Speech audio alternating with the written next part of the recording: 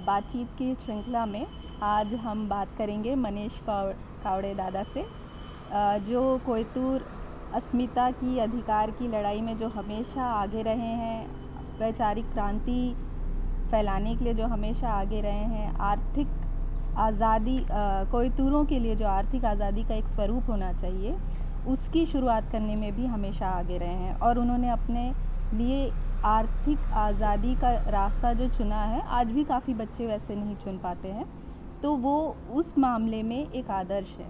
तो आज हम मनीष कावड़े दादा से बात करेंगे। सेवा जोहार दादा। सेवा जोहार। दादा, मैं आपसे मतलब आपसे आपका गांव, आपका बचपन पूछना चाहूँगी कि आपका गांव, मतलब उसका नाम भी बता दीजिए और आपका बचपन अपने गांव में कैसा था।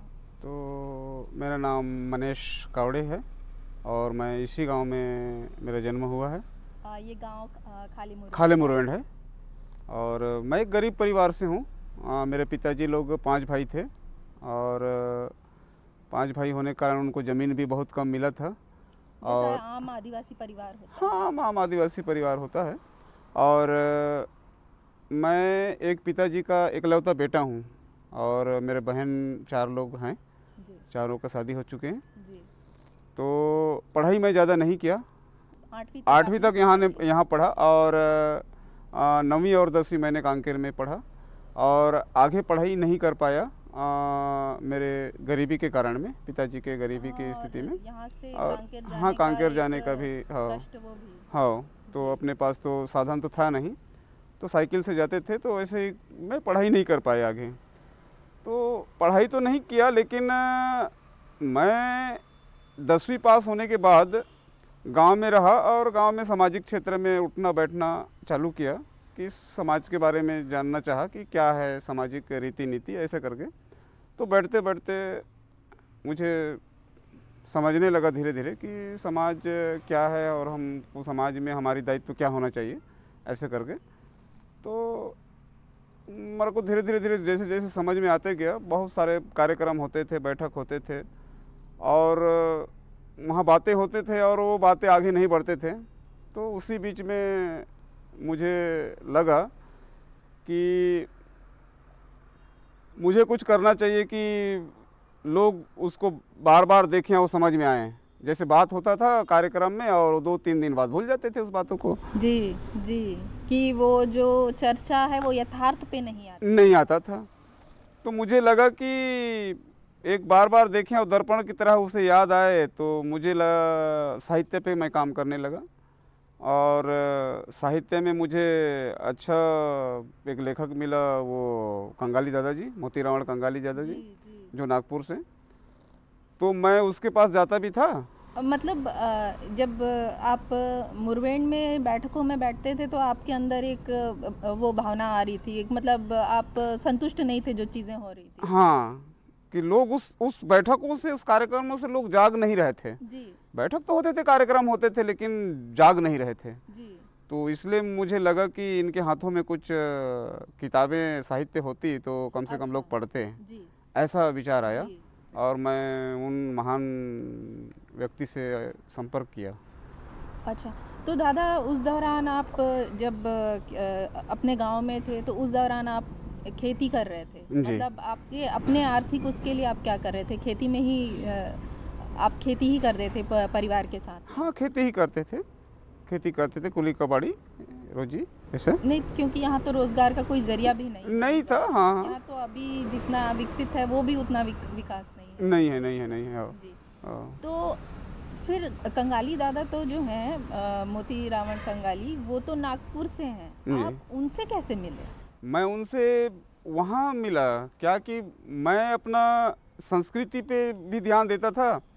तो धीरे धीरे मेरे को पता लगा कि अमरकंटक में हमारी बहुत बड़ी वहाँ पहचान है और वहाँ धार्मिक जगह, ऐसा हमको पता चला अमरकंटक में।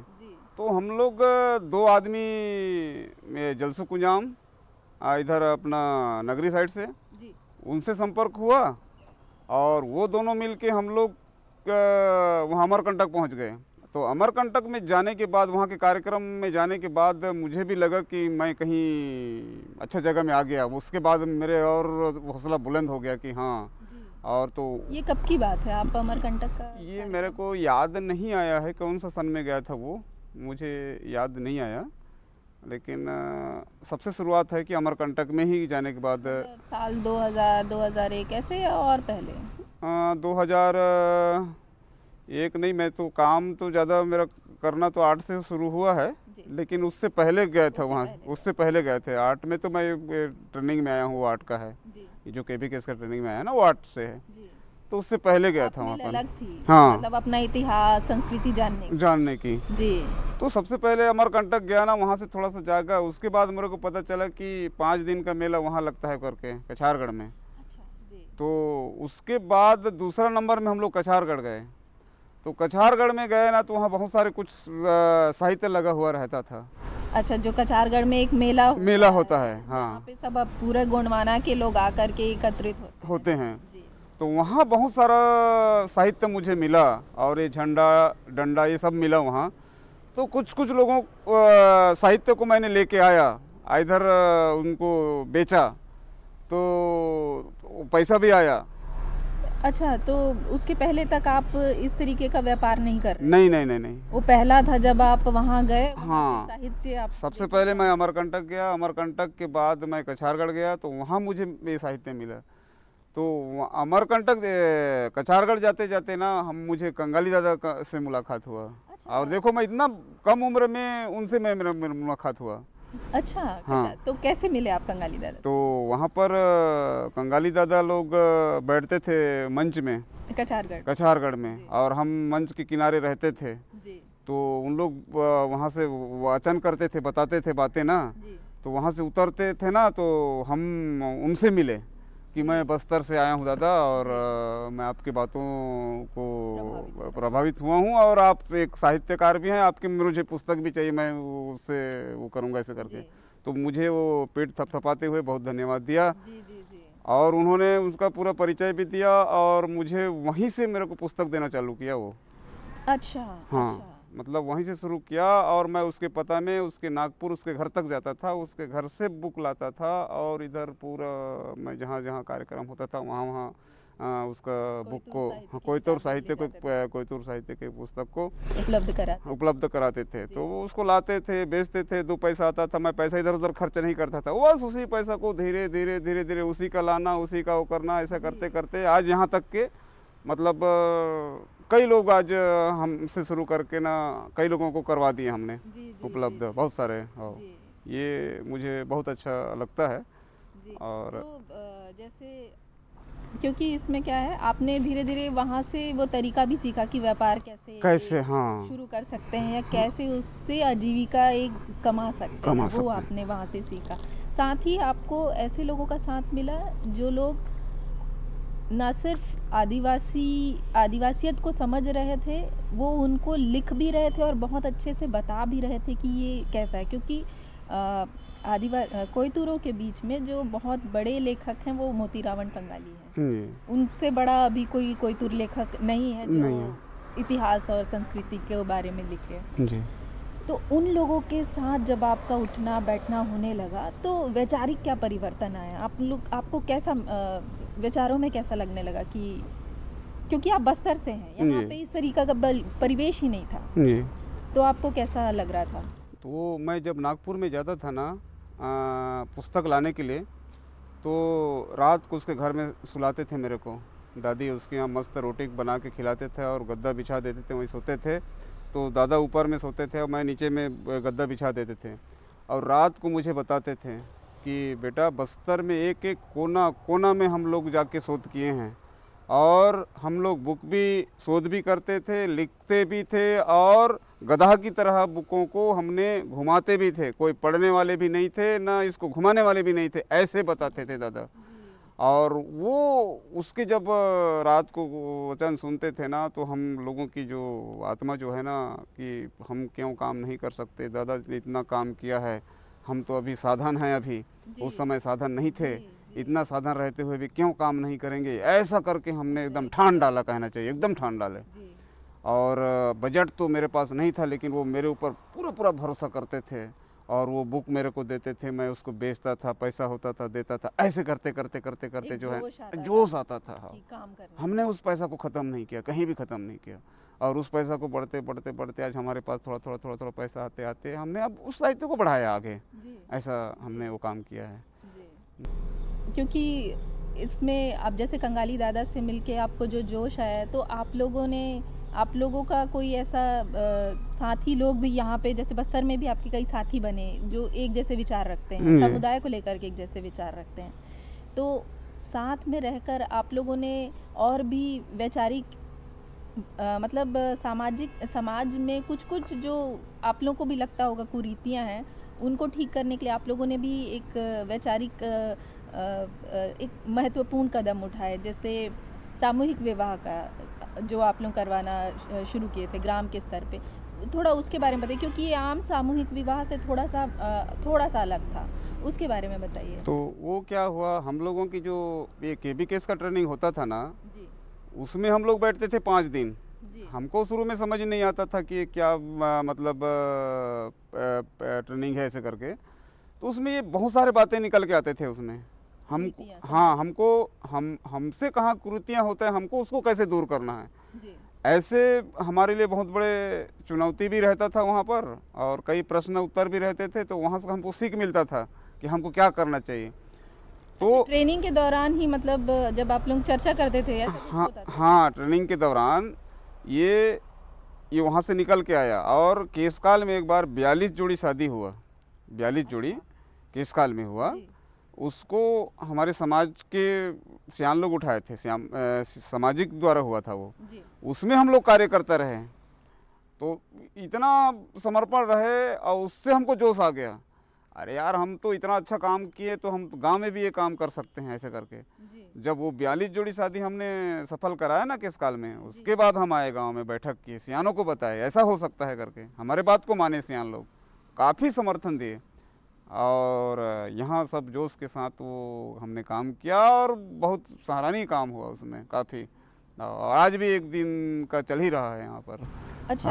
हाँ नहीं तो आप लोगों का जैसे सामूहिक विवाह, जैसे एक सरकारी सामूहिक विवाह होता है, हाँ, उसके थोड़ा अलग कर रहे थे आप लोग शायद कि वो सरकारी ही सामूहिक विवाह था जो केसकाल में बता रहा हूँ, वो उसको अच्छा, समाज, उसको देख के आप लोग अपनाए हाँ, कि इस तरीके का समाज के सियान लोग उसको हाथ में लिए थे, आप उनके द्वारा करवाए थे, जी हमारी समाज की है और हम अपने हिसाब से कराएंगे ऐसे बोल के, जी तो उसमें हम लोग कार्य करते थे। जी हाँ, तो जब हम गांव में कराए ना, तो वो तो सरकारी हिसाब से नहीं था, वो तो गांव के हिसाब से हुआ वो।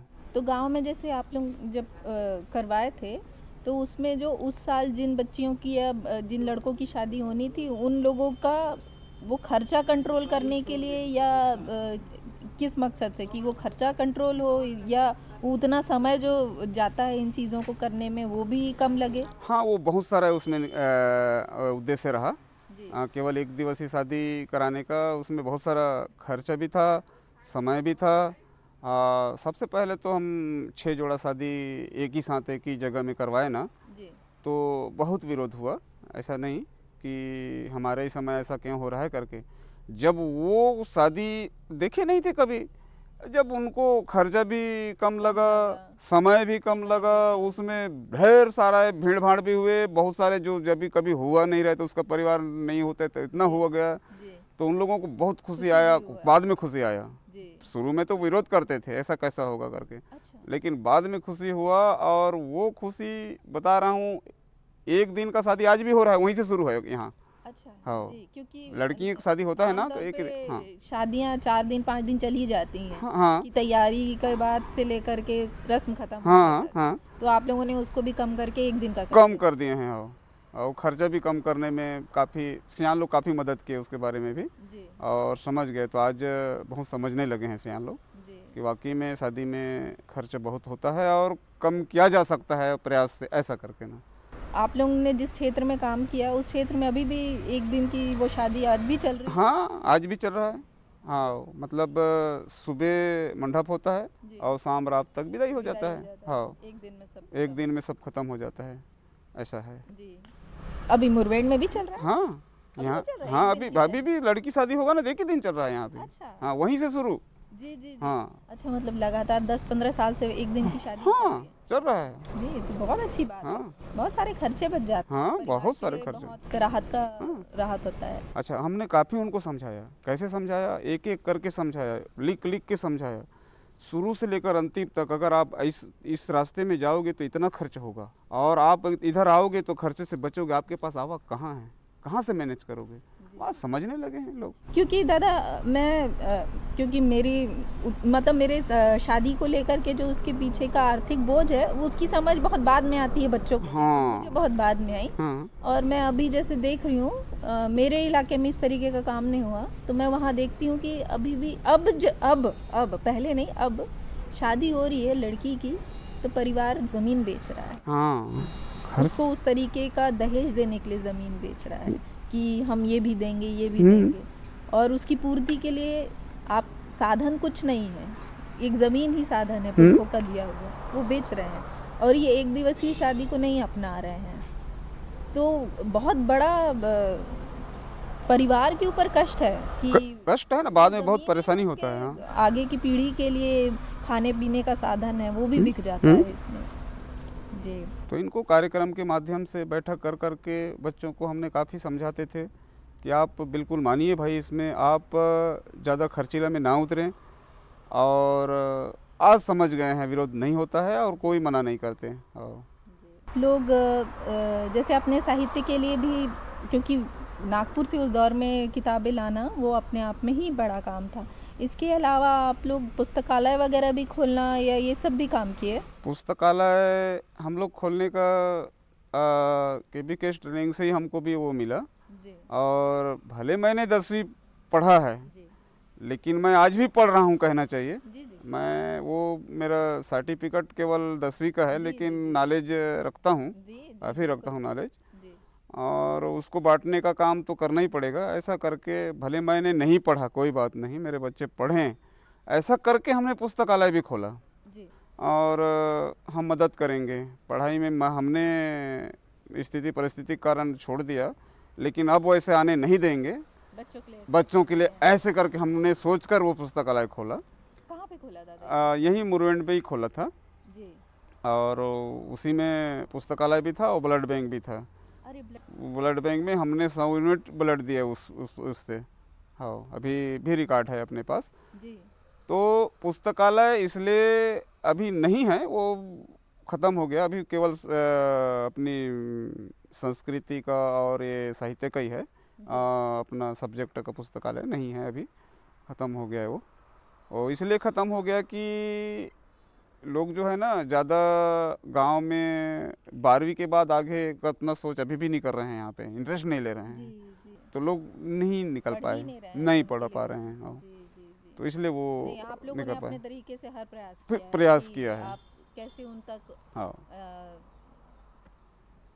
तो ये है। और ब्लड देने के लिए डरते थे लोग कि हम ब्लड देंगे अपने खून से, शरीर से, तो हम कमज़ोर हो जाएंगे। सबसे पहले मैंने दिया यहाँ ब्लड बैंक खोलने के बाद। मैं देखे कि अरे सिंगल हड्डी का जब ब्लड देने जा रहा है तो हम क्यों नहीं देंगे करके मोटे लोग बहुत चढ़ बढ़ के हिस्सा लिए, और काफ़ी उसमें भी आज कोई किस ने ब्लड देने के लिए वो नहीं करते, मना नहीं करते। तो ऐसे ऐसे जगहें हैं, ऐसा है। और शुरुआत में तकलीफ होता है, परेशानी, लेकिन वो जाग जाते हैं बाद में। तो ये है, रहा जीवन में। जी।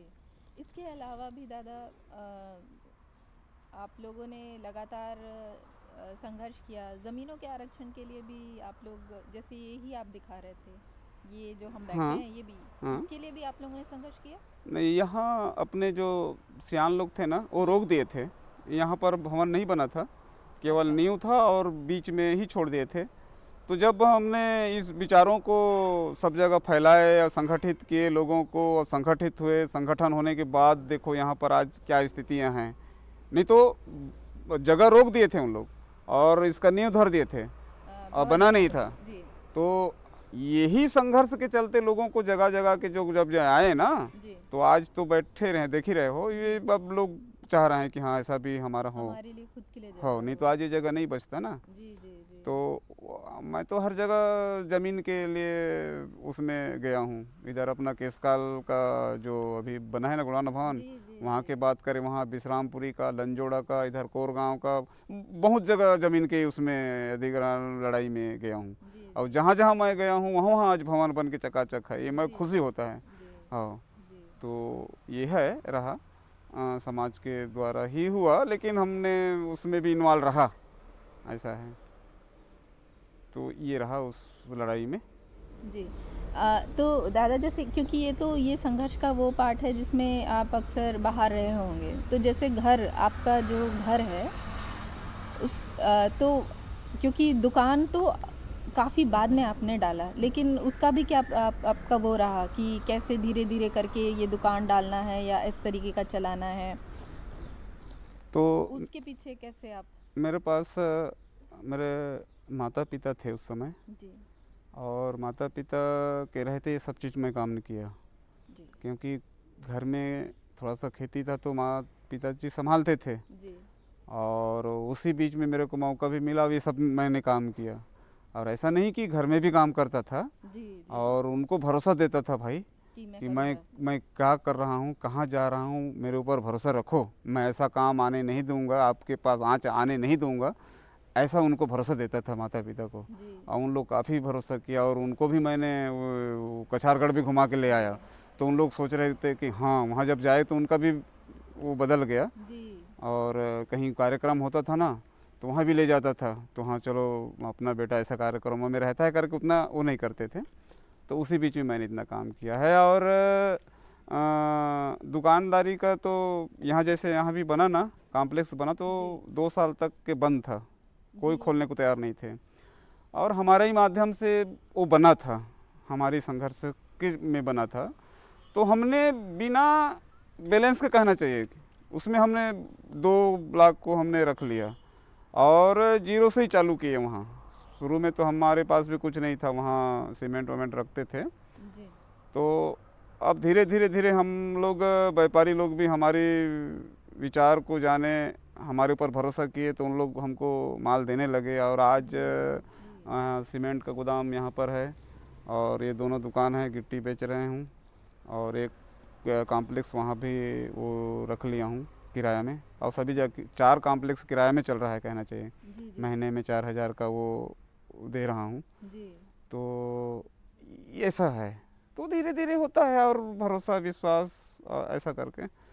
और हमारे लोगों को, लड़के लोग हैं हमारे साथ जो लड़के रहते हैं ना, उन लोगों को सब काम में लगा देता हूँ भरोसा से, आप इस काम को करें। हाँ, एक अकेला आदमी थोड़ी ना करूँगा, हमारे लड़के लोग रहते हैं उनको लगा देता हूँ, करते हैं, उनका भी रोजी रोटी बनता है। तो ऐसा है। तो अभी एक योजना के तहत एक पिकअप भी लिया हूँ, उसमें अंत व्यवसाय में जिला पंचायत से। तो हमारे ही साथ का लड़का चला रहा है, उसका भी रोजी रोटी बन रहा है कम से कम। तो कर्जे में है वो भी जी। तो ऐसा करके चलता है। और इसी बात को हमने प्रेरित करते हैं लोगों को, करो, आज तो कई योजनाएं हैं, निकालो जी। आप करोगे नहीं तो बनेगा कैसे आपका ही, ऐसा हमारा काम रहता है भाई। अब नहीं करेंगे तो क्या कर सकते हैं, लेकिन प्रयास तो अभी भी जारी है जी। हाँ, तो ऐसा जीवन चल रहा है, लेकिन हमने हताश तो माना नहीं है अभी तक के कि मतलब लोगों ने इतना संघर्ष किया आपने। और जिस दौर की आप बात कर रहे हैं, जब आप कोयतूर साहित्य के लिए नागपुर जाते थे और आते थे, उस दौर की बात कर रहे हैं, तो आपको कैसा परिवर्तन दिखता है उस दौर में, जब आप खुद बोल रहे हैं कि पढ़ाई करने जाने के लिए भी आपकी मुश्किलें थी तो आपने पढ़ाई छोड़ दी थी। उसके बाद जब आपको एक जोश आया, क्योंकि आप मिले उस महान साहित्यकार लोगों से, आपको जो जोश आया तो आपने फिर नागपुर से कंटिन्यू कोयतूर साहित्य लाना, वैसे लोगों के बीच में बैठना, और आर्थिक स्वतंत्रता की समझ आप में आई कि स्वतंत्र होना है मुझे आर्थिक तौर पे। तो उस दौर में उतनी मुश्किलों के बाद भी आप जब ये कर पा रहे थे, तो अभी आप कैसे देखते हैं आपका युवा पीढ़ी, आपके युथ में, आपकी युवावस्था में जैसा कष्ट था और अभी, तो आप बदलाव देखते हैं आज के नवयुवकों में कि उनको तो साधन बहुत है ना दादा, नहीं साधन है और बदलाव भी दिख रहा है क्योंकि लेकिन अभी गति कम है। गति कम है इस हमारे जोर से नहीं कर रहे जैसे नहीं आप नहीं कर नहीं रहे थे। हाँ हमारे ही साथी अभी जैसे मैं बता रहा हूँ ना जी वैसे ही अभी हमारे 20-25 लोग यहाँ छत्तीसगढ़ में शायद सबसे पहले तो ये काम करने वाले में से मैं ही हूँ। जी। और अभी देख रहा हूँ ना तो पूरा मेला लगता है ना तो मुझे खुशी लगता है हाँ कि और मैं लोग जानते भी हैं कि ये शुरू करने वाले अभी जैसे राजा राव पठार में मेला वो लगा तो ना। आपका उसका ही कॉपी बन गया है, हाँ कॉपी बन गई तो मुझे लगता है कि हाँ कहीं ना कहीं हमने बीज उसका छोड़ा है और आज वो हेल्प रुकेगा आएगी। नहीं रुकेगा जी नहीं जी जी, रुकेगा क्योंकि नहीं। अब पठार का, राजाराव पठार का हाँ जो स्टॉल लगता है हाँ वो आपकी दुकान की कॉपी है सारी, अरे सारी शुरू से वहाँ ही तो करते टावर रहा ना जी वहाँ पर कुछ लोग इधर से कांकेर वगैरह से जाते थे ना तो उसमें हम ही लोग झोला में लेके जाते थे साहित्य वहाँ पर जी जी कई जी। डंडा मार खाए हैं वहाँ पर। अब आज देख रहे हैं मेला लग रहा है तो खुशी तो हो गई ना और वो तो रुकेगा ही नहीं। संघर्ष है, हाँ आपका संघर्ष है संघर्ष रुकेगा वो नहीं। हाँ हम झोला में लेके जाते थे और वो शुरुआत है हमारा शुरुआत है वहाँ के साहित्य वो करने में। जी अब आज जी पूरा मेला लगता है तो खुशी लगता है जी। तो ऐसा है। लेकिन ये बच्चों में उस तरीके का उस गति से है या नहीं है जैसे आप लोगों ने जब आप लोग उस जोश से किए हैं काम? नहीं वो क्या है कि अभी की जनरेशन जो है ना अभी भी उस दायरे में नहीं जा रहे हैं। हाँ समझ नहीं रहे, नहीं समझ रहे हैं। अधिकार समझाने के तो काफ़ी प्रयास करते हैं बाकी बहुत सारे अधिकार की पुस्तक भी ला के देते हैं लेकिन उतना गहरा उतना जाते तो अभी तक तो बहुत परिवर्तन लाते आज रोड में आ जाते। जी जी जी अभी जैसे हमने अधिकार की अगर बात करें अभी स्थानीय भर्ती ख़त्म हो गया तो लोग सब नौजवान रोड में आ जाते कहाँ आ रहे हैं जी नहीं आ रहे हैं ना तो इसलिए हमको अधिकार सिखाने से भी हम पीछे हो गए हैं और बहुत पीछे। नहीं इससे तो जितना परिवर्तन होना था नहीं हो रहा है। उसकी संतुष्टि नहीं, नहीं नहीं नहीं यही है। मेहनत जारी है, हाँ संघर्ष हाँ हाँ जारी है। लेकिन इतना है कि कहीं ना कहीं परिवर्तन है लेकिन जितना होना चाहिए अभी के जो पढ़े लिखे जनरेशन को जो परिवर्तन होना चाहिए था ना क्योंकि वो नहीं हो शिक्षा रहा भी है। उस तरीके का मिल रहा है। मैं हाँ वो नहीं हो रहा है। हाँ, जी, यही जी, है। जी। तो आपको क्या लगता है क्या वजह होगी कुछ, मतलब आपको अगर लगता है? मैं तो वही कहता हूँ कि भाई हम तो अनपढ़ हैं अभी हम संविधान की भाषा को भी हम नहीं समझते हैं लेकिन संविधान कभी तक ना मैं संविधान बुक 1000 बेचा हूँ 1000 कोई मानेगा भी नहीं। जी 1000 संविधान बेचना वो भी वो भी और ऐसे इलाकों में हाँ ऐसे इलाकों में आप ऐसे बताइए इलाकों आप में बताइए क्योंकि कोई आप खुद हाँ बोल रहे हैं मैं 10वीं पढ़ा हूँ हाँ 10वीं पढ़ा तो हूँ और बाकियों का आज भी मेरा पीछे में बैग रहता है ना उसमें एक संविधान का बुक रहता है पढ़ने में नहीं आता उस भाषा समझ नहीं आ रहा है लेकिन संविधान का बुक रखता हूँ जी और उसको पढ़ने के लिए प्रेरित करता हूँ। अब बताइए और मैं ये कहता हूँ कि आप MA BA ये सब पढ़े लिखे लोग विज्ञान पढ़े लिखे लोग प्रकृति और विज्ञान को मेल नहीं कराओगे तो फिर कैसे आगे संतुलन बनाओगे। जी जी मैं जी कहने का मतलब ये है जी जी आप इसीलिए आपको पढ़ाया जाता है ना आप केवल सब्जेक्ट में ही चुपके लेने हैं। रहोगे तो कैसा जी, बनेगा भाई। जी, ये हमारी कहना का मतलब रहता है। आप आगे बढ़ने के लिए सोचिए ना तो नहीं सोच पा रहे हैं तो कैसे क्या कर सकते हैं आप बताइए। ये यहाँ कमी है जितना पढ़ लेंगे ना वो वहीं इस ओर नहीं जाते विज्ञान की ओर नहीं जाते। विज्ञान और प्रकृति को आप मेल करने में नहीं अभी भी नहीं नहीं वैसा नहीं सक्सेस नहीं नहीं प्रकृति क्या है और विज्ञान क्या है ये उसके बीच में बहुत खाई है। वही पढ़े लिखे तो निकालेंगे ना। जी जी जी जी जी जी तो ये कमी है बहुत कमी है। अगर ये निकाल लिए ना तो दुनिया की कोई ताकत जो है ना इसको ये क्या आदिवासी समाज में तो दुनिया टिका है ऐसा मुझे लगता है। प्रकृति में दोहन इतना दोहन हो रहा है अब बताओ और आदिवासी प्रकृति बचा के रखते तो ये हम समझाते हैं लेकिन मान नहीं रहे हैं तो कैसे हम करेंगे यही दिक्कतें हैं। दादा इसके अलावा पूछना चाहूँगी आपकी शादी? मेरा शादी थोड़ा सा जल्दी हुआ मतलब उम्र में हुआ है लेकिन जितना जल्दी शादी होना था उतना में नहीं होता। हम लोग एक छोटे बहन था मेरा जी उस बहन का रिश्ता आ गया तो मैं बोला मैं अभी शादी नहीं करूँगा अभी मुझे और कुछ करना है। जी तो उसी समय मेरे को बोले कि आपका बहन चल देगा तो आपका घर का काम कौन संभालेगा खाना कौन बनाएगा घर में ये सब कौन करेगा जी अब उसका तो हमको देना ही है ऐसा। तो मैं उसी जगह में झुक गए और हम दोनों का एक ही साथ शादी हुआ जी छोटे बहन का और मेरा। जी तो मानना ही पड़ा और अच्छा हुआ कि मैं जो शादी भी किया हूँ ना वो पढ़ी लिखी नहीं है, और इतना खेती में स्मार्ट है, वो बीए पढ़े लिखे वो फाइल खा जाएगी, ये भी बात है। उसी के चक्कर में भी मैं इतना काम कर रहा हूँ। आज भी खेती में आज भी हर किस्म के साग भाजी लगाएगी, हर तरीक़े से काम करती है। वो मुझे बहुत सहयोग मिल रहा है, ये कहना चाहिए। उसी उनका सहयोग से मैं इतना काम कर रहा हूँ। और खेती में मेरे को कोई टेंशन नहीं है। आज मैं सुबह थोड़ा सा काम करके निकल गया हूँ, दिन भर वो संभालेगी, मुझे उधर का चिंता नहीं है। अच्छा, बढ़िया। हाँ, ऐसा है। तो ऐसे करके हम लोग संभाल ही डाले, कहना चाहिए। हाँ, मतलब दोनों को समझना पड़े, मत करिए आप, ये करिए, ऐसा हो जाता है। एक तरह से तनातनी हो जाती है, वैसा नहीं है। तो ऐसा है, ऐसा संजोग मिला। वो भी समझती हैं? हाँ, काफ़ी। और बच्चे आपके वो समझते हैं? बच्चे तो 3 हैं जी। 2 लड़कियां हैं, 1 लड़का है जी। और लड़का वो 10वीं में फेल हुआ जी। मैं बोला आप 10वीं में फेल हो रहे हो अभी के पढ़े, और उसको मैं प्राइवेट स्कूल में पढ़ाता था, 10वीं में फेल होता था। मैं बोला उसको छोड़, अब पढ़ाई लिखाई अब क्या करना है। तो उसके लिए उसमें स्कूल के सामने में एक कॉम्प्लेक्स में दुकान रख दिया हूँ, और उस दुकान में बैठे बैठे उसका दिमाग चेंज हो गया, और वो 3 साल हो गए कॉलेज के पेपर दिला के निकल गया है। तो मुझे भी लगता है कि चलो अब कम से कम सर्टिफिकेट बना, अभी लड़का है वही है। जी जी जी। तो दुकान संभालता है, जी। और वो समझ भी गया कि हमारा कारोबार को समझ गया, वो इधर उधर घूमने में ज़्यादा वो नहीं रहता। जी जी। तो काम में रह गया है। तो ये भी है। और बेटियां हैं, एक अभी इस साल 8वीं में है जी। और लड़की जो है वो भी कॉलेज करके अभी वो प्राइवेट में ही है, प्राइवेट कॉलेज में कर रही है, प्राइवेट कर रही है वो भी। तो उनका भी अभी शादी योग्य हो गया है। तो बस दादा इतना ही वो पूछना था आपसे। और एक आखिरी चीज़, क्योंकि आप युवाओं के बीच में ही काम किए हैं, तो मैं चाहती थी कि आप क्योंकि आप उस जोश से आप जब युवा थे तो उस जोश से काम किए हैं, तो मैं चाह रही थी कि आप हमारे हम जहाँ पे भी ये वीडियो डालेंगे उस माध्यम से आप युवाओं के लिए कोई एक अच्छा संदेश दे दें कि वो और आगे बढ़ें और समझें कि आप लोग ने जितनी मेहनत की है वो उनके लिए की है और क्यों की है।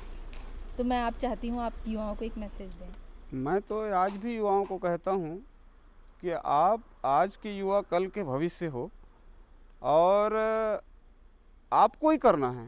आप एक लक्ष्य से करिए, धैर्य से करिए, आपको कोई नहीं रोक सकता। और आप जोश में आएंगे और कुछ दिन जोश में आ जाएंगे और आप छोड़ देंगे ना, तो शायद आप नहीं कर पाएंगे। तो निरंतरता होनी चाहिए कोई भी चीज़ में। और व्यवसाय, आज देखो नौकरी तो है नहीं, आप कितना ही पढ़े लिखे हो, नौकरी तो है नहीं। और व्यवसाय के ऊपर इतना हम लोग प्रेरित करते हैं, व्यवसाय आज कर ही नहीं रहे हैं। आप भी युवा कर नहीं रहे हैं। आज जितना भी यहाँ व्यवसाय खुला है ना, सब अपने यहाँ आदिवासी क्षेत्र है, आदिवासी लोग भी खोले हैं, लेकिन बाकी इलाकों में नहीं है। लेकिन वो पढ़े लिखे युवा आज व्यवसाय खोल के नहीं बैठ रहे हैं, ये बड़ा दिक्कत की बात है। कैसे आगे बढ़ेंगे भाई, कैसे आगे बढ़ेंगे? जहाँ नौकरी नहीं है वो वहाँ ठकठका रहे हैं कि मुझे नौकरी दो। जब व्यवसाय का और सरकार के बहुत सारी योजनाएं हैं, हाँ, व्यवसाय के लिए, तो उनका लाभ नहीं उठा रहे हैं। अभी वो पूरा पेंडिंग पड़ा रहता है वहाँ पे, तो दिक्कत यहाँ पर होता है। तो उनको कैसे बताएं? अब व्यवसाय के लिए भी, मैं व्यवसाय में भी एक विंग में था, तो उसमें भी प्रेरित कर रहा था। आदमी किसी को व्यवसाय के थ्रू अगर किसी लोन दिलवा दोगे और वो काम है उसको आगे ले जाना, उसको पैसा मिलने के बाद अहम होगा और वो ख़त्म कर देगा, तो कौन क्या कर सकता है? तो दुनिया युवाओं से वही है कि आप निरंतर करिए, रोज करिए, एक दिन करने से नहीं होगा भाई। जिंदगी है, आपको ही करना होगा। आपको बढ़ाने के लिए कोई नहीं आएगा, यहाँ पर कोई नहीं आएगा। हाँ, और ये समझना पड़ेगा, ये प्रकृति है, ये दुनिया है, उसमें आपको लीन होना पड़ेगा भाई, तभी होगा। नहीं, हाँ, नहीं तो आप दुनिया का आप वो करिए नहीं। ये मैं आज भी कहता हूँ भाई, आज भी कहता हूँ। तो ये पढ़ाई देखो, मैं देखा हूँ कई युवाओं को पढ़ लिखते हैं और नौकरी के चक्कर में रहते हैं। नौकरी जब नहीं मिलता है ना, तो कई लड़का को देखा हूँ वो नशा में जाके लीन हो जाते हैं और अंत में उनकी बुढ़ापा आ जाता है यहाँ पर। क्या करेगा? तो ऐसा है, तो कैसे समझा पाएंगे भाई? नहीं समझा पाते हैं। और वही थोड़ा सा ये हो जाता है। तो आजकल होना भी चाहिए, राजनीति क्षेत्र में भी जाना चाहिए हमारे लोगों को, लेकिन उस टाइप की जाओ ताकि हाँ, जहाँ आप अपना समुदाय के लिए भी नाम रख सको, रख अपने सको, लिए भी कुछ वहाँ कर भी सको। करो, वो भी हमारी एक रिजर्व है, उसमें भी करिए, लेकिन उधर भी सफल नहीं हो रहे हैं। जी तो कहीं ना कहीं कमियां हैं, और समाज निरंतर अपने कोई गलत दिशा नहीं दे रहा है भाई, अच्छा ही काम कर रहा है, लेकिन मान नहीं रहे हैं, क्या करोगे। और नहीं मानने का भी कारण मैं समझता हूँ कि कहीं ना कहीं कई संगठनें हैं, वो अपना विचार उस उनमें थोड़े से थोप के हाँ, रखते थोड़े हैं, भ्रमित हैं। और हम अपनी जो विचार असलियता को नहीं देते समझते। हैं ना, हाँ तो जी वो नहीं समझते। जी जी जैसे हमने कहा ना कि ये प्रकृति जो है कि दुनिया टिका है इस प्रकृति में, अब आदिवासी में, इन इन मूल को अगर समझ गए ना, तो वो सब चीज़ को समझेंगे आगे। मूल को नहीं समझ रहे हैं ना, और वो बहुत आगे बढ़ने के लिए जा रहे हैं, वो आगे नहीं बढ़ पा रहे हैं, सोच रहे हैं लेकिन वो नहीं जा पा रहे हैं उधर। जी जी अब हमने सोचा है कि सबसे न्यू को हमने, कि हम कौन है, मैं आदिवासी का खून हूँ, तो अपनी सच्चाई समझ रहे सच्चाई को हमको क्या करना है, तो कोई दुनिया की ताकत नहीं रोक सकते हैं जी अपने जाने में, ऐसा मैं समझता हूँ अपने लिए। जी तो उन्हीं को लोग को प्रेरित करता, मानो जी तो अच्छी, जी नहीं मानो तो क्या कर सकते हैं, जी यही स्थिति तो है। जी दादा, बहुत बहुत धन्यवाद दादा, आप अपना टाइम दिए उसके लिए बहुत बहुत नहीं ठीक है, तो टाइम तो जीवन रहेगा तो जीव रहेगा तो टाइम तो देना ही पड़ेगा, उसी के लिए जिए हैं, जी है नहीं, जी तो ऐसा है। बहुत बहुत धन्यवाद। ठीक, सेवा जोहार। सेवा जो है।